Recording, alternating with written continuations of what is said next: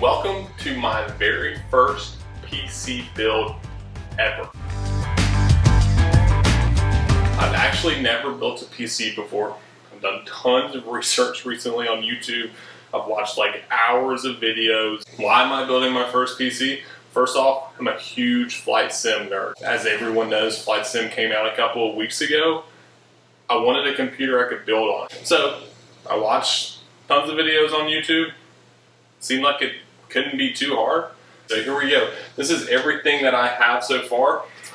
Again, I don't really know what I'm doing. Didn't look so hard. So to be honest, don't hate my video. I'm not a computer nerd. I'm hoping to be after I'm done with this video, but don't hate. This is what we've got. So I started with this NXZT case. Next up, I'm going with a MSI B450 Tomahawk Max for the motherboard. It's a 450 series, so it's not the 500 series, but everyone said that it works great with the 3000 series core. So the Tomahawk MSI B450 motherboard is what we're going for. Pretty low, like pretty inexpensive motherboard overall. Like I said, doing a Ryzen 5 3600 core. It's a little bit lower than the ideal specs for the flight sim, but it's at the it's above the recommended specs. So it had great reviews. Again, a kind of a medium level core. Next up for the graphics card. This thing I did splurge a little bit extra on. So we have the GeForce RTX 2060 by MSI.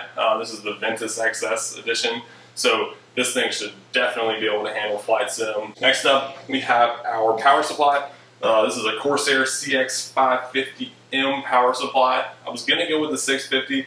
This one was on sale. Everything I could tell, the 550 will do just fine.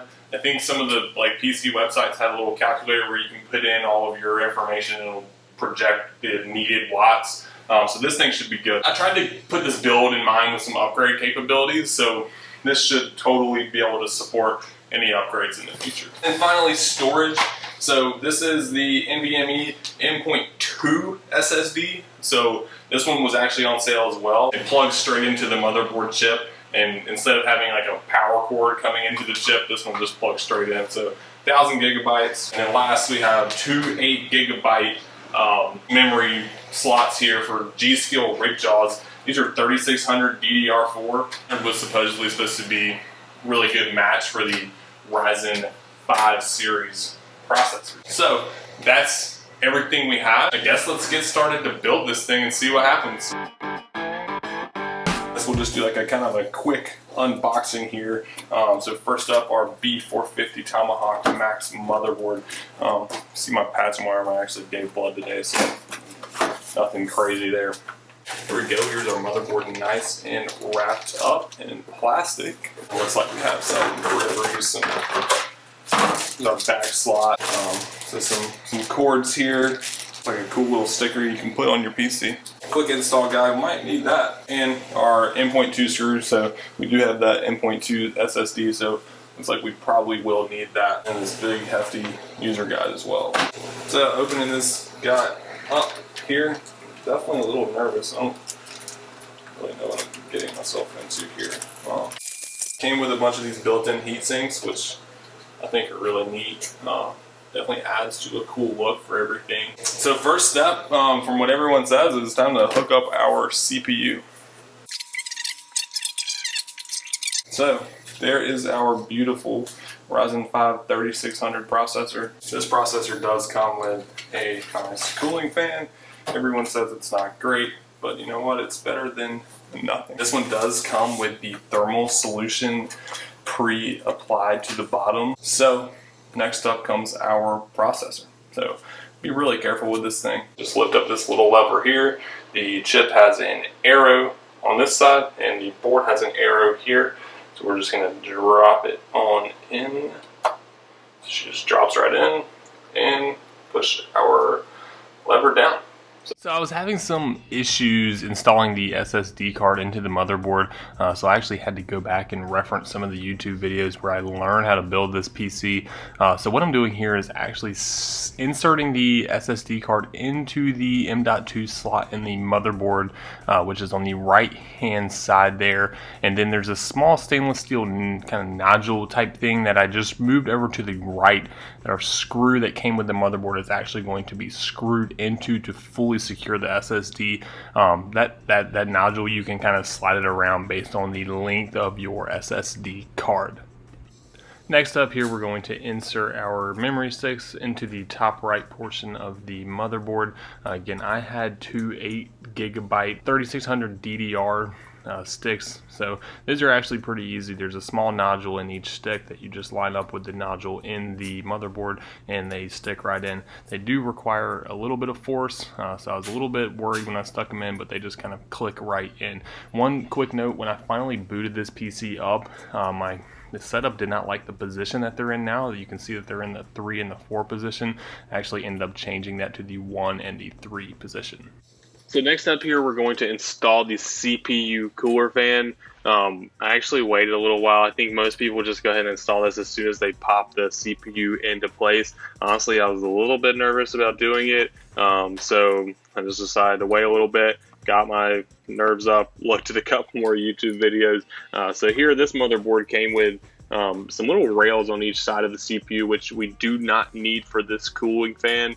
That was recommended to keep it in case you were to upgrade at a later point. You might need those. So when you're installing your cooling fan, you need to make sure, obviously, that it's going to line up with the screw holes, but make sure that you go ahead and locate the port that's labeled CPU fan on your motherboard that's going to insert the power cord. You want to make sure that that's in the CPU fan is rotated in the right direction to make sure that your cord will reach that necessary slot.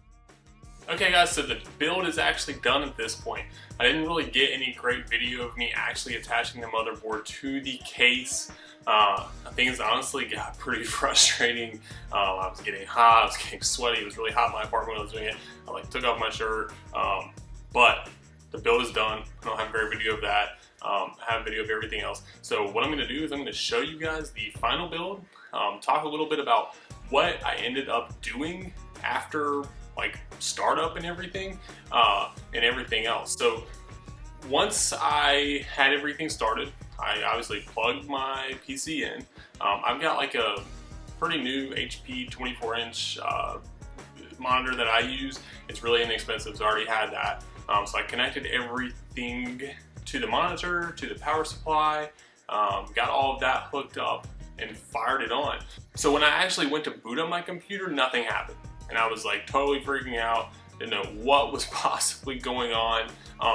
But I noticed that, so this motherboard comes with 4 LED lights on the far right hand corner that's supposed to be a boot error thing. So nothing was showing up as an error, it was showing up as fully booted.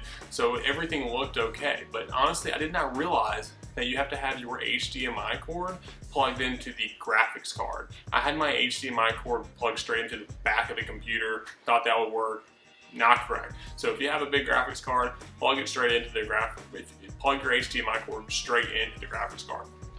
Once I did that, everything happened. Everything showed up on the screen. The BIOS update came up. So I followed some instructions that were on YouTube as far as what kind of settings to change for the BIOS, to adjust my speed settings for the memory, all of that. So once that was done, I ended up getting a Windows 10 professional version, downloaded onto a USB drive, followed those instructions, plugged that into the back of my CPU, turned it on, Windows installer ran through, I set up an account. I ended up getting my license through, I think it was Penguin or something like that. Someone recommended that. It was cheap, a little bit sketchy, but hey, it worked. I have Windows Pro on my computer for much cheaper than most people would pay. So don't know if I would fully recommend it, but it worked for me. So after that, Windows 10 installed, everything booted up and it was great. So I next went to download my flight simulator. That obviously took a few hours and fired it up. So I was really anticipating this, looking forward to it, and was super hyped. Could not believe I put this PC together, had everything work so quickly, and obviously it was just great. So all in all, the PC build took me a while just because I was filming everything. If I hadn't been filming it, I think I could have had this PC from boxes at the very beginning and plugged in, powered in under 2 hours. The whole build was pretty easy. As far as connecting the power supply to the motherboard, that got a little bit tricky, but YouTube was great, super helpful. The motherboard manual even has a pretty good layout, a diagram of where everything is. But for the most part, the motherboard's labeled. and it really was pretty easy to hook everything up. I'm sure like people can go wrong and it can get pretty confusing, but in my experience it was super easy and I loved it. So in summary guys, I would totally recommend building your own PC. It was a lot of fun. I learned so much about computers that I did not know before. I was a Mac guy. You probably saw my Apple Watch in the video. I've got lots of Apple products. I love Apple. Obviously, I work in the professional world and use a PC, so I have a lot of experience with PCs. The PC build was great. I'm gonna use it a lot as my ultimate like home desktop, and it's really cool because the idea of being able to upgrade it at any point in time, make adjustments to it. I'm hoping to have this computer for a really long time. As far as the flight simulator went, it was great. Now, frame rates and stuff like that, I don't know that much about it, but this PC handled it extremely well. I have like a little app on there where you can open up some of the specs while you're playing the game, and I mean, CPU temperature was like never anything crazy. I didn't even hear the fans really kick on to go like, you know, ventilate some extra heat. The frame rate looked good. I was able to do everything I wanted to. I was able to like have live weather, fly in some really nasty thunderstorms, and like coming off of playing, I think it was like X-Plane or something on my Lenovo laptop that would like crash and get overheated because I was playing. I mean, this is just such a big upgrade. So let's take a look.